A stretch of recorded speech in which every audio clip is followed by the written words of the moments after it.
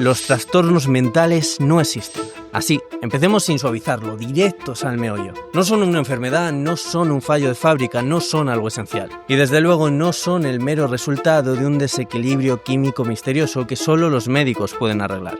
O al menos esto es lo que sabemos a día de hoy con la evidencia más sólida que tenemos en mano. Evidentemente debemos recalcar que esto no sugiere que el cerebro, que la biología, que la fisiología no jueguen un papel crucial. Por supuesto que lo juegan, que son variables indispensables. Pero quizá no debemos poner tanto el foco en lo más interno y debemos dejar de escudriñar el árbol y divisar un poquito más el bosque en el que crece. Y aunque esta afirmación suene provocadora, no es un ataque a quienes sufren, a quienes sufrimos, me incluyo.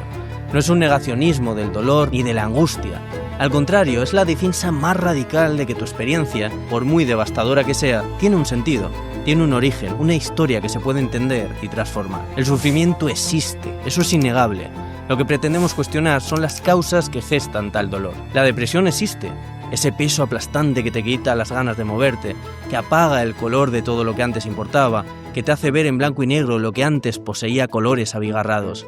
La ansiedad existe, ese nudo en el estómago que no te deja respirar, esa sensación de que algo terrible va a pasar en cualquier momento. La rigidez corporal, el insomnio, los vértigos, por supuesto que eso existe. La psicosis existe, escuchar voces, ver cosas que nadie más percibe, sentir que el mundo ha cambiado de reglas sin previo aviso, todo eso es real, intensamente real para quien lo vive. Pero la forma en la que lo hemos conceptualizado, las palabras con que lo nombramos, las categorías en las que lo encajamos, ahí es donde a menudo radica el problema. En ocasiones, cuando divulgadores o psicólogos se aventuran a hablar de que los trastornos mentales no existen o que los problemas psicológicos no son enfermedades, la gente se les echa encima, porque sienten que su dolor está siendo invalidado. Y normal, lo entiendo perfectamente, pero de verdad, esto no pretende ser así. Todo lo contrario. Lo que se busca es empoderar al sujeto, haciéndolo entender que no es un paciente doliente de una enfermedad, que no debe permanecer, como esa misma palabra indica, paciente, aquí quieto en la silla hasta que me cure, hasta que los síntomas aminoren, hasta que baje la incidencia. No, es un sujeto activo en su cambio, condicionado por su realidad, por los procesos de socialización y aprendizaje, por la cultura, por la época, pero un sujeto activo a fin de cuentas. Sus problemas no se dan porque esté roto, sino porque los intentos de adaptación al medio que ha ido tejiendo se le han vuelto en contra. Los problemas psicológicos son formas de funcionar en el mundo que a largo plazo nos generan malestar. Como decía, se nos vuelven en contra. Desde hace décadas nos han enseñado a pensar en estos fenómenos como enfermedades. Igual que uno tiene gripe o tiene diabetes, pues uno tiene depresión, esquizofrenia o un trastorno de ansiedad. Es una metáfora poderosa y aparentemente compasiva. Si es una enfermedad, entonces no es tu culpa. Y eso, en un mundo que cree firmemente en el libre albedrío y en que cada uno es responsable de su destino, suena liberador. Porque si no es una enfermedad, significa que yo me lo busqué, que podría evitarlo, pero no lo hice. Y aquí está la trampa. No hay que hablar de culpas. La ciencia no habla de culpas. No es que tengas un problema psicológico por tu culpa o por la culpa de tu abuela o de tu madre. El concepto de culpa es moral, no científico. Es absurdo empezar a pensar que si los problemas psicológicos son aprendizajes, entonces es que la culpa pues es de mis padres por haberme educado mal, de mi pareja con la que tuve una relación complicada, de mi abuela que siempre hacía comentarios de mi físico, y es comprensible querer buscar culpables, que desde la psicología popular se busquen esos culpables, pero desde la ciencia no tiene ningún sentido. El problema psicológico es interacción constante, no resultado de un par de experiencias traumáticas en sí. El problema psicológico es complejo, abstruso y enrevesado, que esto no invalida que haya unas experiencias que puedan tener más peso que otras, Aducir culpables como si de una saga de detectives se tratase no tiene sentido en el plano científico. Ni la psicología es eso, ni los psicólogos deben ser jueces de la moral, del bien o del mal, o detectives cutres de una película de Antena 3 un domingo por la tarde. No busquemos culpables. No se trata de eso. Y antes de continuar, quería recordarte que en Engrama Psicología tenemos formaciones online de alta calidad con los mejores docentes, en donde puedes formarte a tu ritmo en psicología científica y filosofía rigurosa. Por otro lado, si lo que buscas es ayuda psicológica basada en evidencia científica, no dudes en escribirnos por WhatsApp al +34 664 241938, online, desde la comodidad de tu hogar. Y ahora sí, continuemos. La comparación con la enfermedad física es falsa en su base. No hay un análisis de sangre que revele que tienes ansiedad. No hay una biopsia que confirme que sufres depresión. No existe un marcador biológico claro e inequívoco, como el de la glucosa en la diabetes o el de, por ejemplo, un tumor en el cáncer. Lo que hay son listas de síntomas, etiquetas circulares, consensos entre expertos y clasificaciones que cambian con el tiempo. El Manual Diagnóstico y Estadístico de los Trastornos Mentales, el famoso DSM, es el ejemplo perfecto. Su función no es descubrir causas, sino describir patrones de conducta y experiencia que parecen repetirse en muchas personas. Y esas descripciones cambian. Lo que en una edición era un trastorno, en otra deja de serlo. Lo que no existía aparece de pronto como categoría oficial. Y esto ya nos debería hacer sospechar, ¿no? Si tu diagnóstico depende de dónde y cuándo te evalúen, ¿estamos realmente hablando de una enfermedad con entidad propia? No lo sé. En la historia reciente hay ejemplos sangrantes. Hasta 1973 la homosexualidad era considerada un trastorno mental. Hoy esa idea nos parece absurda, dañina, completamente loca. Pero en su momento estaba avalada por los manuales y por la psiquiatría dominante. Si eso cambió, ¿qué nos hace pensar que las categorías actuales son inamovibles? Los problemas psicológicos siempre dependen de la cultura de turno, en cierto grado. Y en cierto modo, también, como diría Emilio Ribes, son problemas morales. Por ejemplo, Daniel Everett, lingüista al cual entrevistamos para este mismo canal, puso en jaque al mismísimo Noam Chomsky en el ámbito de la lingüística al cuestionar su teoría acerca de la recursividad del lenguaje. Pero ¿cuándo ocurrió todo esto? ¿Y por qué te lo cuento? Pues sucedió cuando Everett viajó con intenciones proféticas a una tribu amazónica llamada los Pirahã. La experiencia con tal tribu marcaría a Everett para siempre, hasta el punto de convertirse en ateo. Venía como profeta y se fue como ateo. La tribu Pirahã ha sido en diversas ocasiones concebida como la tribu de la felicidad. Esto llamó nuestra atención y decidimos preguntar a Daniel por ello. Él nos comentó que allí los problemas psicológicos en la tribu Pirahã parecían no existir, que su lengua, al no poseer tiempos verbales, entre otras muchas cosas atípicas, impedía rebozarse en lo pretérito, rumiar sobre el pasado o anticipar sobre el futuro. Y es que es inexorable asumir que el lenguaje es el ingrediente principal para que los seres humanos acabemos desarrollando bucles de malestar psicológico. También, otro ejemplo, en periodos de la Inquisición, los cristianos perseguían por herejía a toda persona que presentaba delirios o alucinaciones. Sin embargo, esas mismas manifestaciones eran veneradas en terrenos musulmanes debido a las interpretaciones que se hacían del Corán y que comprendían que tales individuos eran los elegidos. Los ejemplos son múltiples. En cierto grado, siempre los problemas psicológicos dependen de la cultura o la moral. Tantos ejemplos que nadie se puede atrever a negar el enorme impacto que tiene, como decía, la moral en la conceptualización rígida del sufrimiento humano. Quienes defienden el modelo biomédico dicen que, aunque no hayamos encontrado las pruebas biológicas definitivas, llegarán, que en el futuro descubriremos qué parte exacta del cerebro está rota y podremos repararla como un mecánico arregla, un motor. Y puede ser, debemos dejar la puerta abierta a toda posibilidad. Eso es la ciencia. Quizá en un futuro descubramos variables biológicas que son determinantes para la gesta de ciertas etiquetas diagnósticas, pero aún así es bastante cuestionable la categorización realizada hasta el día de hoy. Nadie niega que ocurra algo a nivel cerebral, a nivel fisiológico o interno, pero ¿realmente tienen tal entidad las etiquetas prescritas o todo forma parte de un mare magnum mucho más complejo, en donde lo que se etiqueta como TOC hoy puede ser referido como depresión mañana? La realidad, después de décadas de investigación, es que las promesas aún no se han cumplido. Se han explorado hipótesis sobre neurotransmisores, hormonas, genes, estructuras cerebrales, y hasta ahora ninguna no ha logrado establecer una relación clara y causal, aunque sí puede haber correlaciones. Por cada estudio que señala una diferencia cerebral en personas con depresión, hay otro que muestra que esa misma diferencia aparece en personas sin síntomas. Y es que, insistimos, ¿a quién le hacen un escáner cerebral, una prueba para medir la serotonina o cualquier protocolo del tipo cuando es diagnosticado de depresión, TOC, TDAH? A mí por lo menos no me lo han hecho y a la gente a mi alrededor tampoco. ¿Cómo podemos cerciorarnos de que sí está ocurriendo un desequilibrio interno claro y determinante para el desarrollo del malestar? De nuevo, debemos redundar en esto para que no haya confusiones. Todo lo proferido anteriormente no significa que el cerebro no importe. Claro que importa. Pero quizá no es el director supremo de nuestra vida psicológica. No está aislado de ese mundo exterior. De hecho, creerlo así nos precipita hacia una falacia mereológica en la que estamos atribuyendo propiedades o características correspondientes del todo a solo una parte de ese todo. Juzgamos la parte como el todo esto es un error, es una falacia mereológica. El cerebro cambia con lo que vivimos, es tremendamente plástico y dentro de ciertas similitudes generales está bastante personalizado. Es decir, no hay dos cerebros completamente iguales si nos atenemos a todo lo que ahí se cuece. Aprender un idioma, tocar un instrumento, sufrir un trauma, entre comillas, o pasar años en un entorno opresivo, pues todo eso deja huellas medibles en su estructura y funcionamiento. Lo que a menudo llamamos alteración cerebral puede ser simplemente la marca que deja ese dolor. Y eso está, pero la causa, o más bien las causas más determinantes, ya que no podemos dilucidar una sola causa unívoca para estos fenómenos, no está dentro, flotando en una especie de vacío biológico. Está en la historia de interacciones entre la persona y su entorno. De hecho, si nos ponemos exquisitos, el problema psicológico es interacción en sí, no resultado de. Y aquí entramos en lo que pocas veces se explica al público general desde la perspectiva del análisis funcional de la conducta.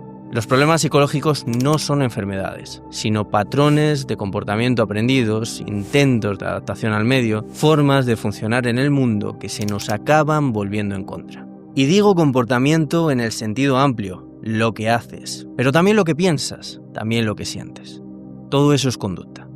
Y todo eso se moldea, se fortalece o se debilita en función de las consecuencias que ha tenido a lo largo de tu vida. Imagina a alguien que, tras una serie de pérdidas y fracasos, empieza a aislarse.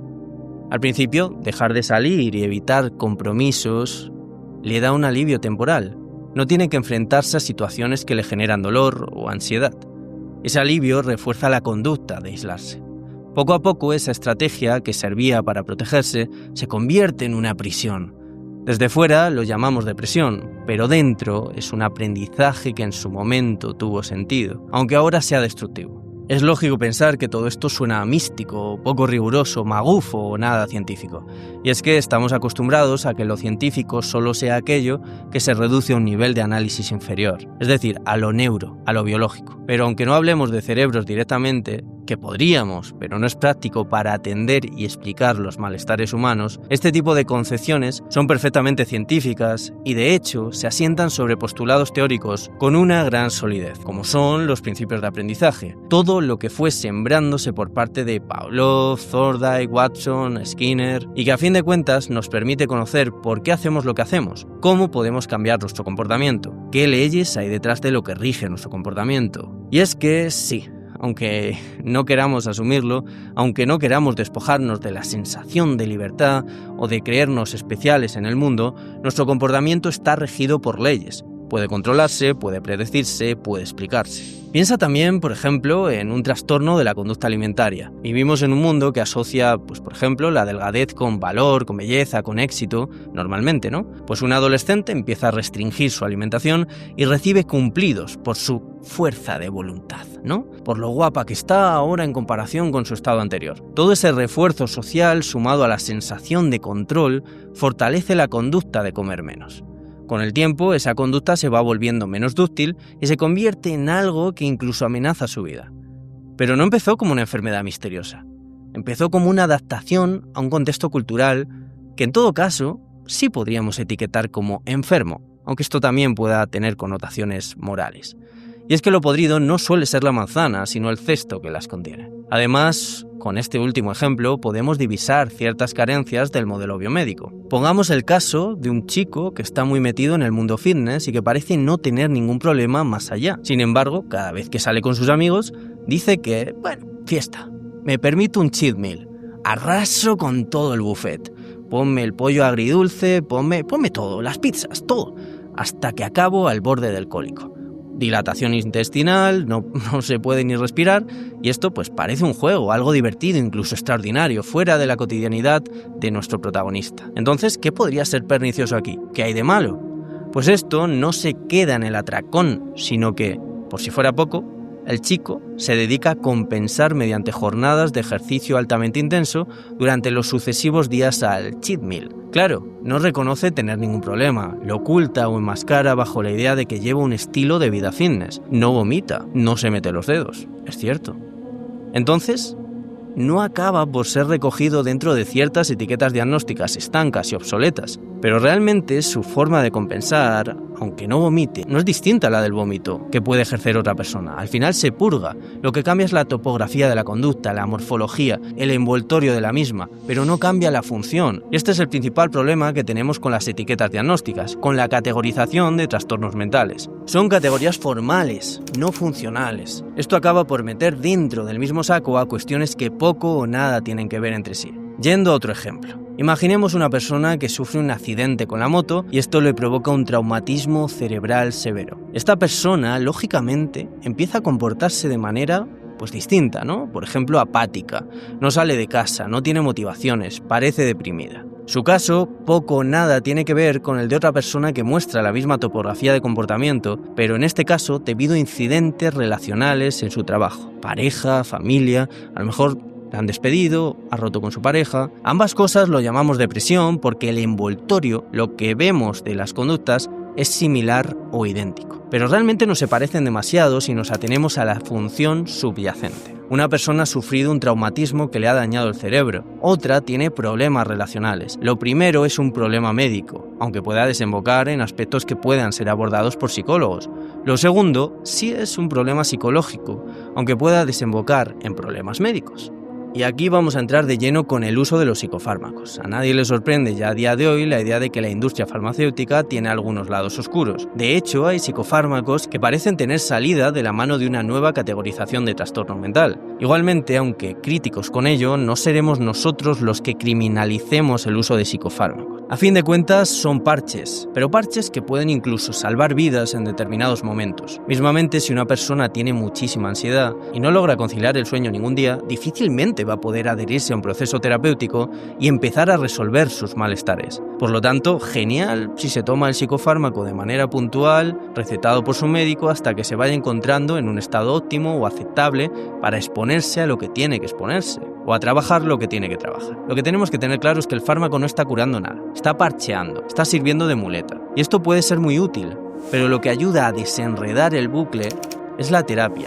O ni siquiera la terapia, sino la interacción en el mundo, ya que la terapia psicológica no es más que un catalizador de cambios, o eso debería ser. Es decir, la mayoría de problemas psicológicos remiten de manera espontánea con el tiempo, porque la vida acaba poniendo a la persona ante situaciones que le implica adaptarse y forjar nuevos aprendizajes. La terapia lo que hace es catalizar, acelerar esos procesos y optimizarlos para que se den de manera más efectiva. El psicólogo no es más que un experto, o debería ser al menos un experto en comportamiento que conoce las leyes que subyacen a la conducta y por lo tanto puede ayudar a dirigir y discriminar el comportamiento de quien acude demandando auxilio. Las etiquetas diagnósticas pueden ser relativamente útiles para la síntesis de información y posterior comunicación entre profesionales, pero no dejan de ser elementos descriptivos, circulares, tautológicos. ¿Qué quiere decir esto? Pues veámoslo con un ejemplo, que así queda más claro. Acudes a consulta comentando que no sales de casa.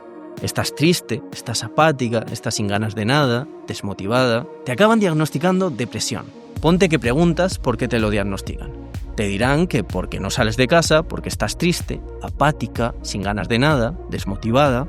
En resumen, la etiqueta se explica por los síntomas y los síntomas por la etiqueta. Es una tautología, es una explicación circular. Es mera descripción sintomática. Lo crucial sería acudir a la función subyacente a cada conducta-problema. Mediante un análisis funcional sí podríamos obtener información individualizada y reseñable. Inclusive, una vez diagnosticada, cualquier conducta de la persona puede reinterpretarse como un síntoma de su trastorno. Si está triste, es por su depresión. Si se enfada, es por su trastorno de personalidad. La etiqueta se convierte en una identidad. Lo llevamos aquí en la frente, como un post-it, y en muchos casos acaba en profecía autocumplida. La etiqueta lo anega todo, lo invade, lo extermina, lo desola, hasta que ocupa toda la personalidad del individuo, y ahí es muy difícil producir un desarraigo, puesto que los aprendizajes se han generalizado mucho, puesto que tanto la persona como su entorno ya solo ven toda conducta a través de los ojos del diagnóstico. ¿Quién eres más allá de tu etiqueta? ¿Quién eres más allá de tu diagnóstico? El dolor incluso puede acabar por convertirse en un hogar en llamas, pero un hogar, a fin de cuentas. Preferible a pasar la noche a la intemperie, ¿no? El uso indiscriminado de etiquetas alimenta el estigma. Se construye una línea divisoria artificial entre los que están sanos y los que están enfermos mentales. El efecto social es de separación, de miedo o de condescendencia, incluso a veces se infantiliza. Podríamos casi aseverar que en los últimos años el estigma ha disminuido y los malestares psicológicos han dejado de comprenderse dentro de un continuo distinto al de la conducta normal. Pero esto no es tan así, y menos con los llamados trastornos mentales graves como la esquizofrenia. En esos casos, el estigma sigue existiendo. Se cree que las personas con esquizofrenia son incluso peligrosas, cuando los estudios demuestran que hay más posibilidades de que esas personas sean dañadas, sean agredidas, que de que dañen ellas. Por 12ª vez, rechazar el concepto de enfermedad mental no significa negar la biología ni caer en un dualismo ingenuo. Significa entender que lo biológico es una variable disposicional. Influye en cómo respondemos, pero no tiene por qué determinar de forma rígida lo que hacemos. Las limitaciones sensoriales, físicas o neurológicas existen y afectan al comportamiento, pero incluso en esos casos, el contexto y el aprendizaje son cruciales. Si aceptamos esta visión, el cambio de paradigma es profundo. En lugar de buscar la enfermedad que causa los síntomas, analizamos las relaciones funcionales. ¿Qué está manteniendo este patrón de conducta? ¿Qué lo dispara? ¿Qué lo refuerza? La intervención ya no consiste en aplicar un protocolo estandarizado para la etiqueta, sino en modificar las contingencias específicas que mantienen el problema de esa persona. Esto es más difícil que seguir un manual, está claro. Requiere tiempo, observación, adaptación constante. No hay 2 depresiones idénticas, ni 2 ansiedades, ni 2 psicosis, ni 2 TOC. Hay historias únicas, con aprendizajes, reforzamientos, castigos distintos. Y lo más importante, hay margen para cambiar esas historias. Claro, esto quizá no interese, ¿no? Ya que desarrollar protocolos permite una atención menos profunda y sostenida. Permite ganar más dinero con menos esfuerzo, con menos dedicación. Y esto es sobre todo tangible en países como Estados Unidos, donde la atención psicológica es básicamente ejecutada por aseguradoras. Es más rápido tratar todas las depresiones de la misma manera, con un protocolo, un fármaco, un patrón concreto. Sin embargo, ponerse a analizar cada historia de vida lleva mucho tiempo. No da dinero, por lo que no acaba interesando. Decir que los trastornos mentales no existen es, en última instancia, un acto de liberación, porque si no son enfermedades, no estás condenado a padecerlos para siempre. Tampoco hay una esencia limitante en ti, no es que seas así y ya. No tienes por qué esperar a que te curen, no hay una entidad invisible que te posee y te define. Hay conductas que pueden, quizá, no ser desaprendidas, pero sí que se den de una manera alternativa, que se aprendan otras cosas. Contextos que se pueden modificar, habilidades que se pueden entrenar. La pregunta entonces deja de ser ¿qué tengo? Y pasa a ser ¿qué está pasando en mi vida que mantiene este sufrimiento? Y esa pregunta abre la puerta a soluciones que no vienen en una receta médica, sino en cambios reales en tu forma de vivir y en el entorno que te rodea, siempre que sea posible. No eres tu diagnóstico, no eres un fallo químico, no eres un enfermo crónico que debe resignarse. Eres una persona con una historia, con aprendizajes que quizá ya no te sirven y con la capacidad, aunque ahora cueste creerlo, de aprender otros nuevos. Y esto no es echar balones fuera, ni es buscar culpables en otro lado y no responsabilizarse. Esta es la mejor noticia que puedo darte. Somos lo que hacemos. Cada paso cuenta, cada aprendizaje vira la dirección hacia un u otro lugar. Créeme, a mí saberlo me salvó la vida. Y espero que a ti también te dé esperanza.